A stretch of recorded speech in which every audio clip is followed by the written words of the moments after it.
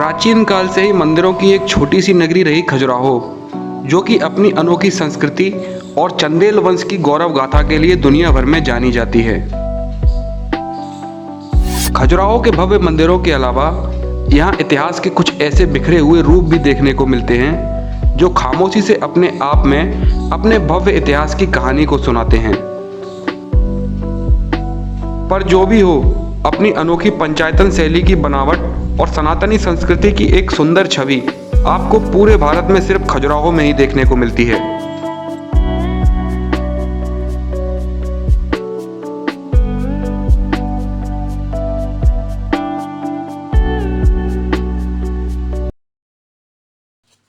तो दोस्तों, स्वागत है आप सबका एक बार फिर मेरे YouTube चैनल पर। मैं हूं आपका दोस्त रानू कुलश्रेष्ठ और मैं आज आपको लेके चलने वाला हूं खजुराहो के मंदिर की यात्रा पर, जो कि मध्य प्रदेश के छतरपुर से 50 किलोमीटर की दूरी पर हाईवे से करीब 15 किलोमीटर की दूरी पर अंदर पड़ता है। और यहाँ आप हवाई जहाज़, बस, ट्रेन या अपने किसी अन्य साधन के साथ भी पहुँच सकते हैं। तो दोस्तों, जैसा कि हमने पिछले वीडियो में आपको बताया था कि यहाँ राजा चंद्रवर्मन अपनी माँ हेमावती के साथ यहाँ आए थे और अपनी माँ को पाप मुक्त कराने के लिए उन्होंने यहाँ 85 वेदियों का यज्ञ यहाँ किया था। और उसके बाद उनके वंशजों ने इन वेदियों को जगती बनाकर यहाँ 85 मंदिरों का निर्माण करवाया था, जिनमें से करीब 22 मंदिर सेव हैं और उन्हें दक्षिणी, पश्चिमी और पूर्वी समूह के नाम से जाना जाता है। तो दोस्तों, आज के इस वीडियो में हम आपको पूर्वी और दक्षिणी समूह के मंदिर दिखाएंगे और हमारे साथ गाइड भी है जो कहीं कहीं आपको मंदिरों के बारे में जानकारी देगा। तो दोस्तों, सबसे पहले हम चल रहे हैं बीजा मंडल की ओर, जिसे कि 1999 में उत्खनन किया गया था। इस मंदिर का नाम बीजा मंडल है। यह टेंपल आज से 20 साल पहले 1999 में इसका उत्खनन किया गया है।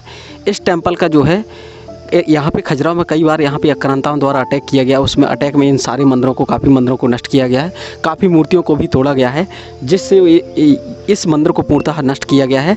तो इस मंदिर का नाम बीजा मंडल है। इसको 1999 में उत्खनन किया गया है और जो है उत्खनन में ये सारे पार्ट्स निकले हुए हैं।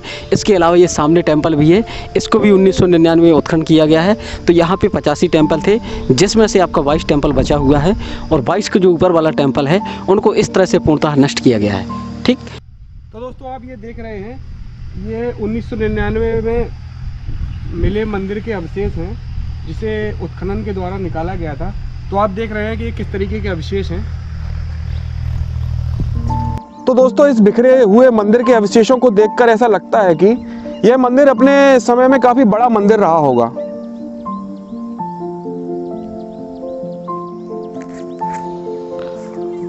और इस मंदिर के नीचे की ओर की बनी मूर्तियों की बनावट खजुराहो के बाकी मंदिरों से भी काफी मिलती जुलती है, जो कहीं ना कहीं इस बात की ओर इशारा करती है कि यह खजुराहो के मंदिर समूह का ही हिस्सा था।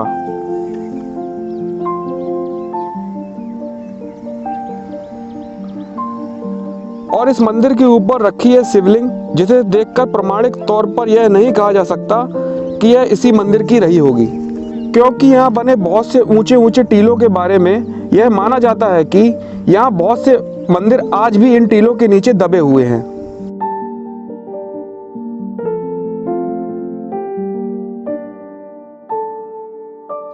तो दोस्तों, बीजा मंडल मंदिर के बाद हम चल रहे हैं वामन टेम्पल, जो कि भगवान विष्णु को समर्पित है। ईस्ट ग्रुप का ये वामन टेंपल है। और ये कामशास्त्र वाला मंदिर क्यों बना? 11वीं सदी में जो टेंपल बना वो सर कामशास्त्र वाला टेंपल बना। क्यों बना? क्योंकि उस टाइम पे जो हिंदू था वो सारा ब्रह्मचारी हो रहा था, सन्यासी हो रहा था, बौद्ध धर्म को अपना रहा था। सारा हिंदू जो है सन्यासी जीवन बिता रहा था। तो राजाओं को बड़ा चिंतन हुआ। राजाओं ने सोचा ऐसे में हिंदुत्व खत्म हो जाएगा। हिंदुत्व को बचाने के लिए देवी देवताओं के साथ ये खजुराहो में मैथुन क्रिया वाले सारी टेंपल बने। राइट, इसलिए आपका जो है कामशास्त्र वाला टेंपल देवी देवताओं के साथ बनाया गया है। तो इस तरह से जो है खजुराहो में 85 मंदिर बने, जिसमें से आपका 22 मंदिर सेफ है। 13वीं सदी में जो है अलाउद्दीन खिलजी नाम के शासक ने यहाँ पे मतलब मुगल आक्रांताओं ने अटैक किया। कुछ मंदिर जो है प्राकृतिक आपदा के कारण नष्ट हुए, कुछ जो है आक्रांताओं के अटैक से जो है इन मंदिरों को नष्ट किया गया है। कुछ मूर्तियाँ भी खंडित है, जो इन्हीं के द्वारा मूर्तियों को खंडन किया गया है। इस तरह से आपका 22 मंदिर सेफ है और 22 में से आपका जो है ये आपका ईस्ट ग्रुप का टेंपल वामन टेंपल है। इस टेम्पल में भगवान विष्णु का 5वां अवतार है वामन अवतार। गर्भगृह में यह टेम्पल 2 स्टेप में मंडप और गर्भगृह। खजुराहो के मंदिर 5-5 स्टेप में है। पहले स्टेप को मंडप बोलते हैं, इसके बाद अर्धमंडप, महामंडप, अंतराल, गर्भगृह। तो ये जो है आपका 2 स्टेप है मंडप और गर्भगृह। जहाँ पे मूर्ति स्थापित होती है उसको गर्भगृह बोलते हैं। तो दोस्तों वामन टेम्पल की मंदिर के बारे में अगर बात करें तो इसका निर्माण 1050 से 1074 के बीच का बताया जाता है। और इसकी बाहरी दीवारों पर बनी चित्रकारी की बात अगर हम करते हैं तो हमें यहाँ मूर्तियों के माध्यम से देवी देवताओं के साथ महिलाओं के 72 कलाओं के श्रृंगार को भी दिखाया गया है।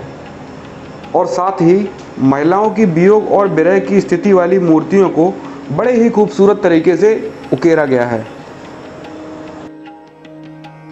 तो दोस्तों वामन मंदिर के बाद हम चल रहे हैं जवारी मंदिर। इस मंदिर के बारे में ऐसा माना जाता है कि इस क्षेत्र में जवार की खेती ज़्यादा होने के कारण इस मंदिर का नाम जवारी मंदिर पड़ गया।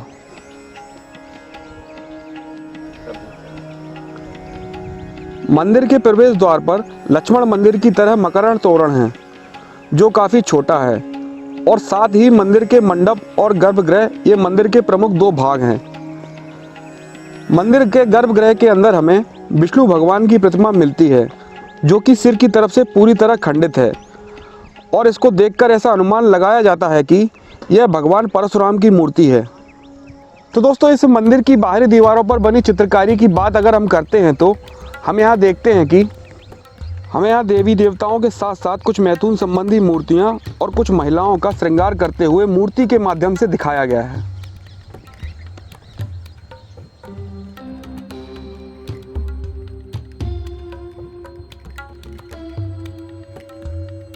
तो दोस्तों जवारी मंदिर के बाद हम चल रहे हैं दूल्हादेव मंदिर की ओर जो कि भगवान शंकर को समर्पित है। तो दोस्तों इसके अलावा इस मंदिर के साथ एक प्राचीन परंपरा भी जुड़ी हुई है।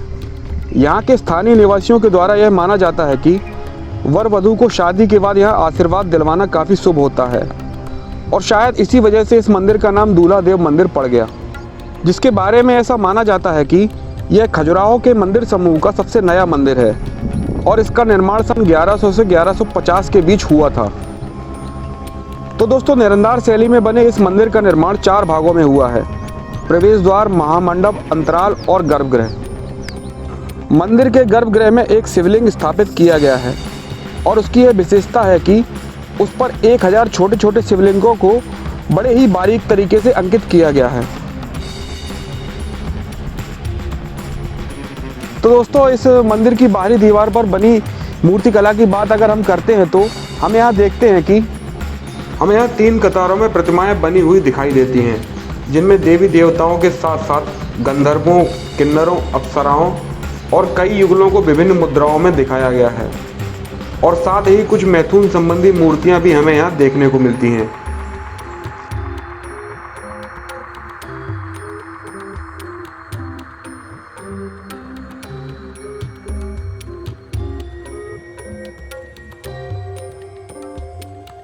तो दोस्तों दूल्हादेव मंदिर के बाद हम चल रहे हैं चतुर्भुज मंदिर की ओर।